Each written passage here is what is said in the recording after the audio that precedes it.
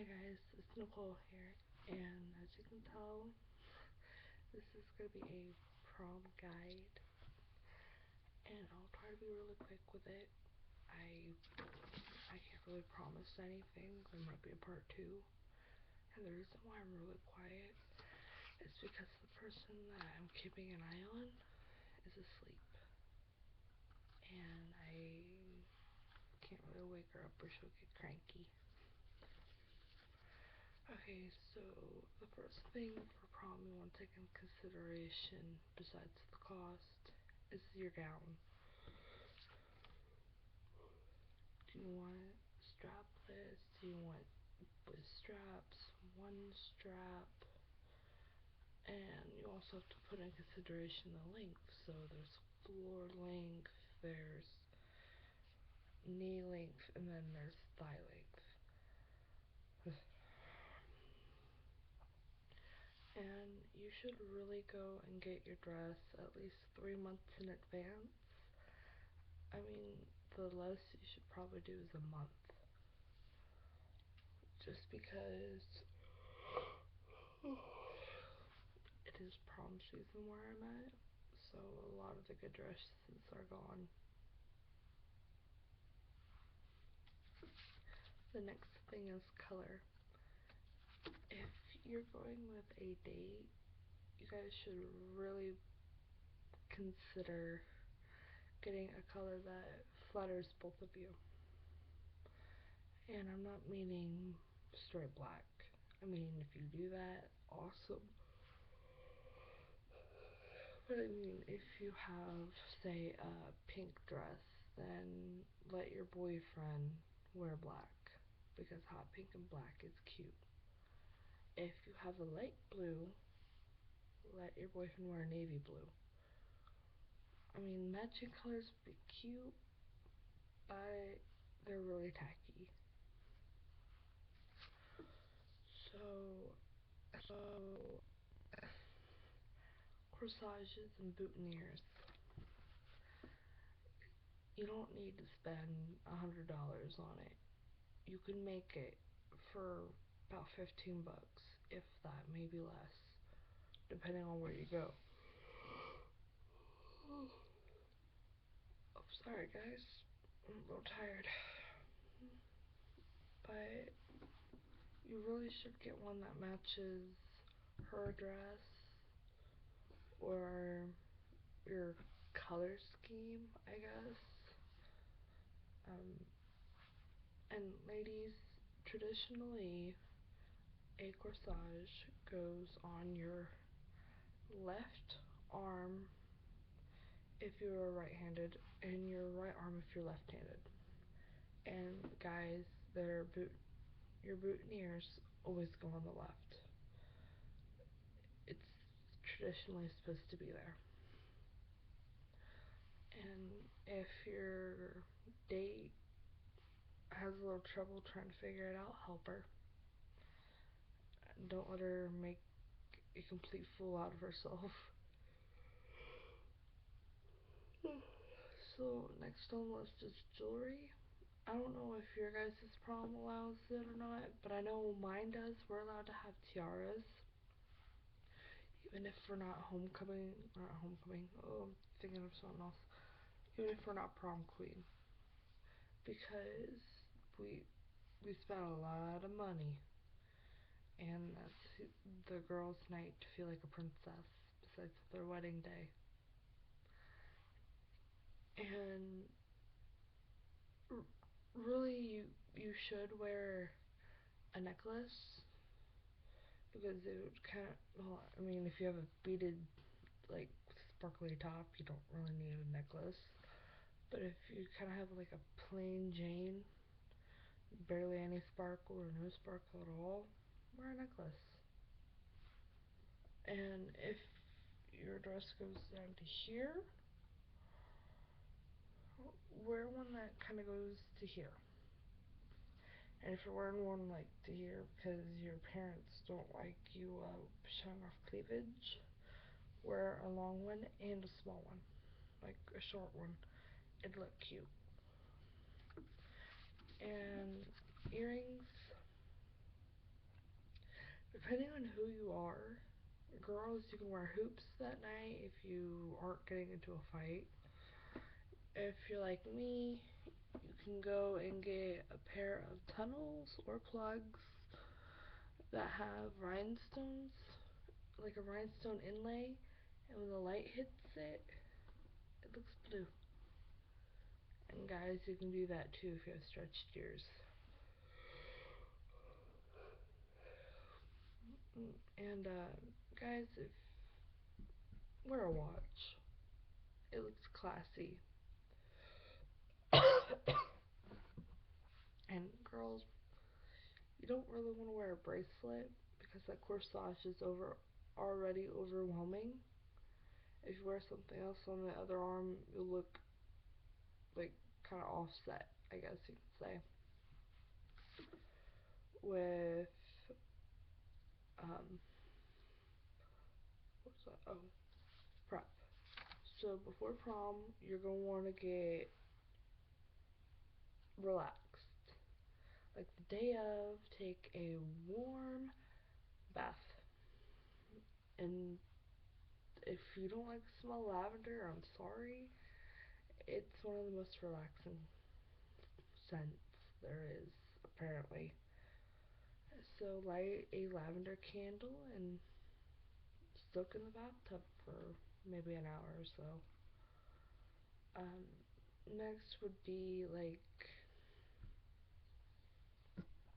not really the day of prom, but more like a few weeks in advance, or hell, even 3 months in advance. Make appointments. Make appointments to get your hair, nails, and makeup done if you don't want to do them yourself. Honestly, getting your hair and makeup done professionally, it will look good, but maybe it's not something you like. I'm gonna go get my hair done and I'm taking you guys on that journey with me. But I mean, there are some people, they really have a set mind of what they want, and if it's not exactly that, they say it's ruined.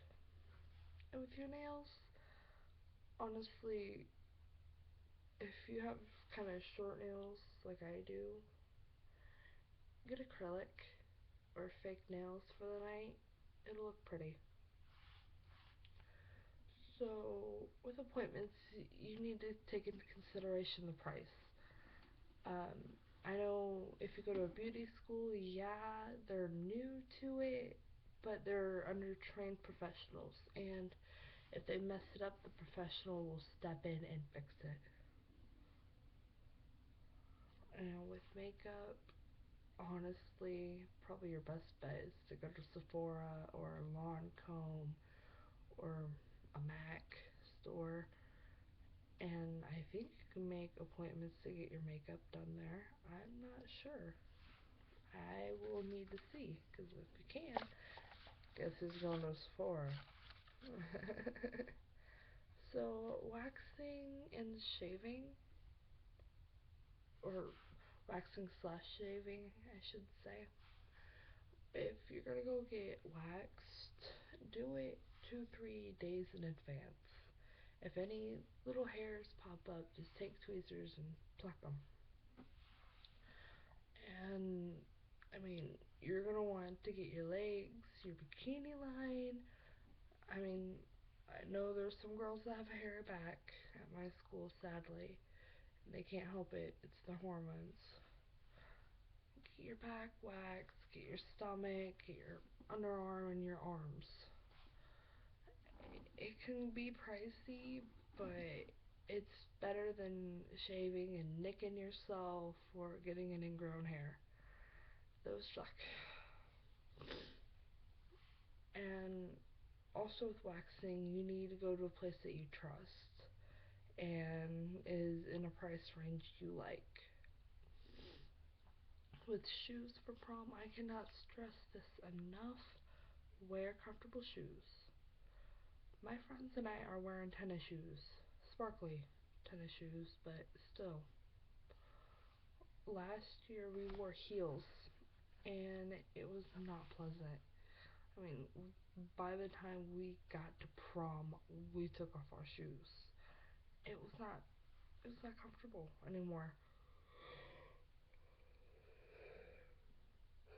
I mean, you can wear heels for your pictures, but carry around like ballerina flats or a pair of flats or flip flops, for goodness sakes, because it helps. So, with your purse, you kind of want it small enough that it doesn't look gaudy and looks nice, but you don't want it too small to where you can't hold anything. And what I mean by that is your touch up makeup, your money, your identification, your cell phone, your camera, anything. I mean, at my prom, we're not allowed to take out outside food or drink because policy that we have, which kind of sucks, but can't do nothing about it. So with pictures, a lot of people do them the day of prom, and that can really run up your time.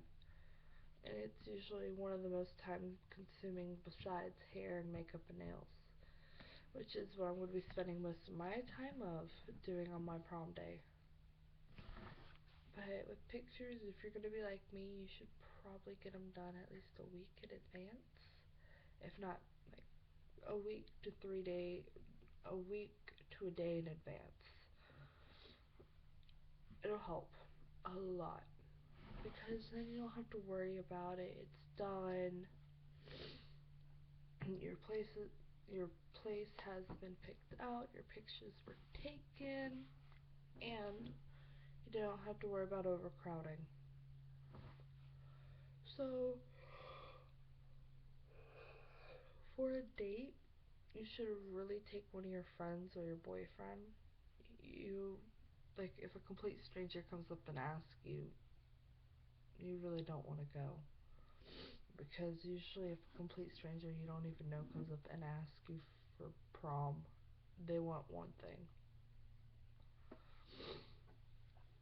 and there does not need to be any pregnant ladies on prom night. Well, getting pregnant on prom night, I guess.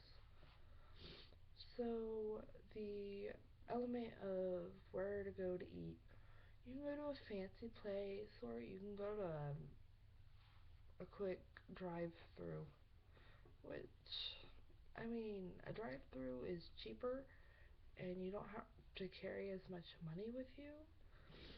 And I mean, you get full pretty fast, depending on what you get. And it's not really going to be crowded there because all the other teenagers are going to like Applebee's or Chili's or Charlie's, Pizza Hut, Domino's. I mean, there's many places here where they would go out to eat, and it's crazy. So, prom rides. If your boyfriend or your girlfriend drives, have them drive there and back.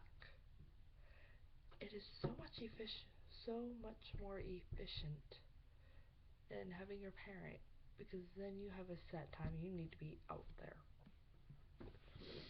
And I mean, if you're going to like a school after party, if your school does that, I know mine does. You need to tell a parent that you're going to that. And I mean, my school after party, we call it post prom, and we're not allowed to wear dresses. Like that's when we get comfortable. Like we can go home, we can change. Speaking of that, I need to text my boyfriend later about it. And honestly, you're just in there having a good time. And I mean, if you are a freshman or you're a sophomore that was asked by a junior or senior, your parents probably gonna say no about post prom because, well, I know the ones in Mooresville do because it is a 1 o'clock post prom. It's an after party, and you need a ride there. You need a ride home at like 4 o'clock in the morning. If your school does that, go. You're probably gonna make new friends. And I know a lot of you are saying, well, what's really post prom supposed to do? It's supposed to keep kids out of trouble. And my school kind of figured out it does. It keeps kids out of trouble, it keeps them off the street. Because we don't have prom at our school, we have it in Indy. Like, we have it in a hotel in Indianapolis around Circle Center every year. I'm not saying which one because there's multiple hotels. But, I mean, if your school does what my school does in a way, like go to a place that has a ballroom, I mean, you, you kind of expect them to have a post prom in order for them to make sure that their students are safe. And I know a lot of people say, oh, my teachers don't really care. A lot of them do. And you just don't give them the time of day. Because if they didn't care, they would not be there working. And they wouldn't be there at prom chaperoning, making sure you guys are okay. Anyway, thank you guys so much for watching my extremely long prom video. And I will be making another one here soon.